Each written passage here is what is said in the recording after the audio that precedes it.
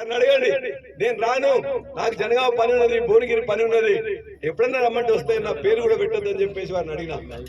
లేదు పేరు పెట్టాల్సిందే, నువ్వు రావాల్సిందే, లేకపోతే అసలు నేను పోటీ చేయనని చెప్పేసి వారి సాక్ష్యంగా మరి మాట్లాడలేదే సుధీరన్న కూడా ఉన్నారు.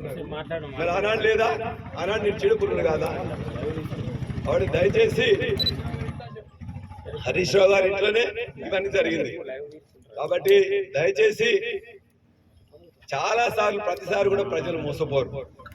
నువ్వు మాటలు నిజంగా చెప్పినప్పుడు, బెదిరించినప్పుడు రకరకాలుగా ఈ ప్రాంత ప్రజలు మోసపోవచ్చు. కానీ ఈసారి మాత్రం నీ మోసానికి మాత్రం అంతం చేస్తాం. నువ్వు నీతి నిజాయితీ ఉన్నట్లయితే, నువ్వు చెప్పుకునే ప్రతి నీతి నిజాయితీని ఎవరు చెప్పుకుంటారు? సారణ గురించి సారణ చెప్పుకోలే, లేకపోతే బ్రహ్మాండంగా పనిచేసిన మా రాకేష్ అన్న కూడా ఎప్పుడు చెప్పుకోలేదు. చాలా సిన్సియర్ గా పనిచేసి వచ్చింది చెప్పిండు. పార్టీ మారుతున్నప్పుడు కూడా ఎందుకు మానేమని చెప్పి చెప్పింది అన్న కూడా. కానీ నువ్వు ఇవాళ పదే పదే పదే నేనే ఏదో అసలు నిజాయితీ ముందు నువ్వు పుట్టిన తర్వాత నిజాయితీ ముందు పుట్టిన తర్వాత పుట్టినట్టుగా చెప్తుంటావు. నిజాయితీ అంటే ఏదో ప్రతిరోజు అన్నా నిజాయితీ శ్రీహరి. నీకు నిజాయితీ ఉంటే, నీతి ఉంటే, మనసు ఉంటే, ఇంతమంది ప్రజలు కనుపూరు ప్రజలు నీకు ఓట్లేస్తారు కదా, నీకు సిగ్గు శరం ఉంటే ముందు రాజీనామా చేయి. రాజీనామా చేసి మళ్ళా ఎన్నికలు. సిగ్గు శరం లేకుండా ఇంకా నీతి మాటలు మాట్లాడుతున్నారు, నిజాయితీ మాటలు మాట్లాడుతున్నారు, బెదిరించే మాటలు మాట్లాడుతున్నారు, అహంకారం మాటలు మాట్లాడుతున్నారు. బిడ్డ జాగ్రత్త అని చెప్తున్నాం. ఈ తెలంగాణలో స్టేషన్ కన్పూర్ కి ఒక చరిత్ర ఉన్నది, పోరాట చరిత్ర ఉన్నది, ఎదిరించిన చరిత్ర ఉన్నది, తెలంగాణ సాయుధ పోరాటంలో పాల్గొన్న చరిత్ర ఉన్నది, నక్సలైట్లలో అనేక మంది చచ్చిపోయి ఈ యొక్క ప్రజల కోసం బతికిన చరిత్ర ఉన్నది. తెలంగాణ ఉద్యమంలో కూడా ఇదే బిడ్డలు ప్రాణాలు పోయినా కూడా మొత్తం కూడా అన్నం ఉన్నా లేకున్నా కూడా పోరాటం చేసే చెప్తున్నది. ఇలాంటి మొత్తం ఊసర వెల్లులకు, ఇలాంటి ఊసర వెల్లులకు భయపడే ప్రాంతం కాదు ఇది. నీ దగ్గర నుంచి వచ్చిన వాళ్ళు కూడా ఊసర వెల్లు కూడా సిగ్గుపడుతుంది.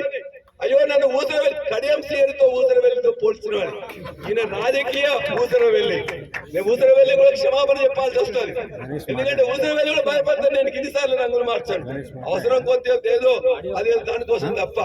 అటువంటి ఊసర వెళ్ళి సిగ్గుపడేటట్టు, ఊసర వెళ్ళి బాధపడేటట్టు నువ్వు ఇలా ఒక పార్టీ తర్వాత ఇంకో పార్టీ, ఇంకో పార్టీ తర్వాత ఇంకో పార్టీ మార్చి మా యొక్క గన్పూర్ ప్రజల యొక్క ఆత్మాభిమానాన్ని దెబ్బకొట్టినావు.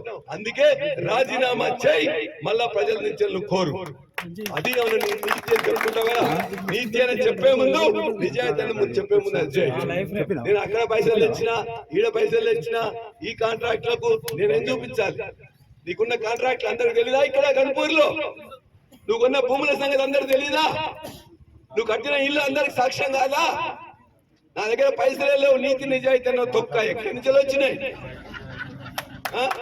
ఏం మాట్లాడుతున్నావు? పల్లరాజేశ్వరెడ్డి చెప్పాలి. పల్లరాజేశ్వరెడ్డి నేను చెప్తే నువ్వు గుండెబగిలి చేస్తావు తెలుసా?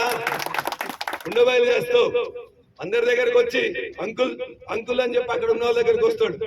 వచ్చి సార్ దగ్గర కొన్ని పైసలు ఎక్కువ ఇప్పియవని, ఇంకోని రామన్న రామన్న నిత్యం ఇదే. ఇక్కడ ఉన్న వాళ్ళని బతకనిచ్చేదే కాదు, అందరి మీద కంప్లైంటే.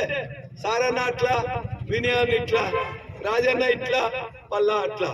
ఇదేనా ఉన్నాకోరు మాటలు, అబద్ధ మాటలు ఇవా చేసేది? ఖచ్చితంగా మేము బరాబర్ చెప్తున్నాం. ఇవాళ నీకు దమ్ము ధైర్యం ఉంటే మా తెలంగాణ బిడ్డలది, మా తెలంగాణ బిడ్డలంటే మేము స్టేషన్ కనుపురే ఫస్ట్ చెప్పుకుంటాం.